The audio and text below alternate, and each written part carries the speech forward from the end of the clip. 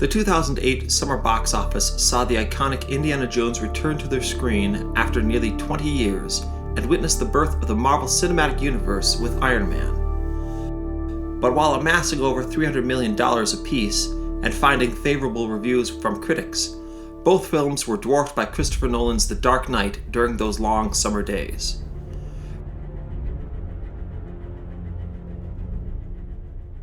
Regularly hailed as the greatest superhero movie ever made, the follow-up film to 2005's Batman Begins resonated with audiences due to its incredible set pieces, thematically relevant screenplay, and the electric performance from Heath Ledger as the Joker. Do I really look like a guy with a plan?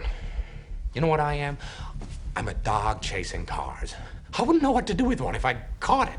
While the unfortunate death of Ledger may have contributed to the initial intrigue surrounding The Dark Knight, the film has maintained its relevance for over a decade and continues to draw scholarly debate while providing astonishing entertainment to audiences that were never a part of its original theatrical run. Nolan and co-writers David S. Goyer and Jonathan Nolan create a grounded story that pushes the boundaries of what a mainstream blockbuster can achieve, creating a no-holds-barred environment in which the audience joins Christian Bale's Batman in his journey into the moral darkness of terrorism. Released after years of U.S. involvement in the War on Terror, the film struck a chord with audiences who saw in it not only a first-rate entertainment, but a chilling vision of the quagmire terrorism creates for civilization. We delve into the madness and ethical dilemmas of Bruce Wayne, who sees his vigilantism escalate the criminal response in Gotham City. I knew the mob wouldn't go down without a fight, but this is different. They've crossed the line. You crossed the line first, so you squeezed them, you hammered them to the point of desperation. The newly elected district attorney Harvey Dent is seen initially to be the source of a new dawn in Gotham, but his political philosophy hints at a realpolitik that itself draws from Nietzsche's vision of the Übermensch. Okay, fine. You either die a hero, or you live long enough to see yourself become the villain. Along with Jim Gordon's embattled position within a corrupt police department, this trio of men find themselves at a loss as to how to handle the new threat posed by the Joker.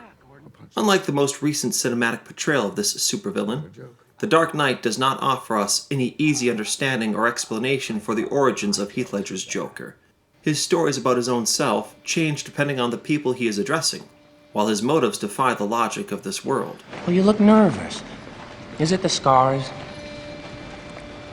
You want to know how I got them? As a self-described agent of chaos, the Joker is not immoral, but amoral, threatening the very philosophical systems that would hold there is such a thing as right or wrong. To them, you're just a freak. Like me. They need you right now. But when they don't, they'll cast you out. Like a leper. By the conclusion of the film, it would seem the Joker is vindicated in his worldview that morality is just a bad joke. Harvey Dent succumbs to the very same vigilantism he has publicly denounced, descending into murderous vengeance and tearing down his own legacy. Batman breaks every law he pretends to uphold, spying on every citizen of the city. Gordon embraces Plato's noble lie, joining Batman in covering for Dent to hide the Joker's destruction of Gotham's Great White Knight. While the Caped Crusader willingly accepts the hatred and condemnation of the city to uphold an image of the hero he deems it needs, the conclusion is often interpreted to show the Joker as the victor, and that the efforts to address terrorism will inevitably bring some level of ethical compromise to those who wish to oppose it. But is that true? Unbeknownst to any of our main protagonists, and even unrecognized by the Joker himself, there is one figure in The Dark Knight who actually refutes the Joker's position, and does it without compromising himself or anyone around him.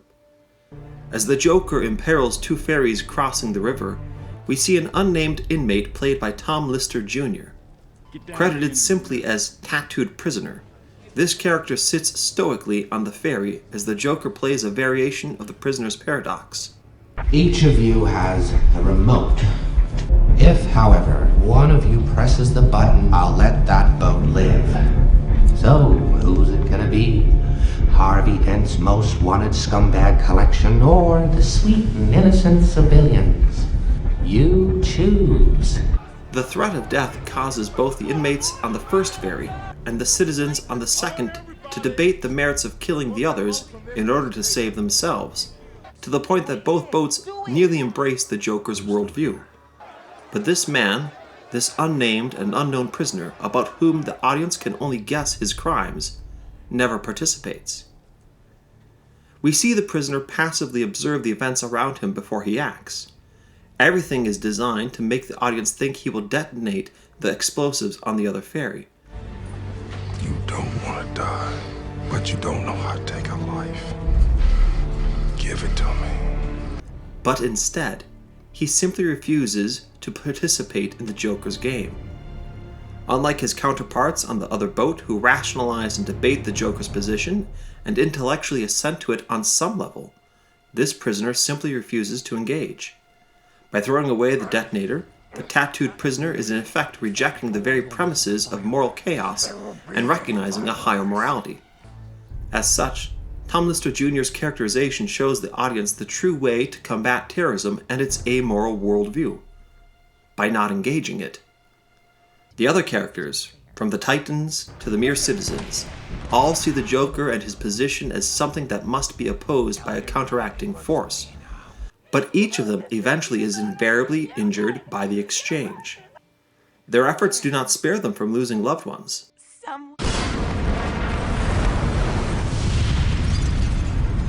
Avoiding physical scarring, or keep them morally pure. The unnamed prisoner manages to avoid all of these things by simply accepting the fact that he may in fact die due to the decisions of the Joker. The willingness to suffer an evil man's cruelty ironically defeats the philosophical premises of anarchy, because it stirs within others the desire for a moral life of self-denial. The Dark Knight subverts its audience's expectations in many ways, but perhaps the most audacious move it makes is to provide its moral hero in the form of an unnamed felon that passes by with barely any notice.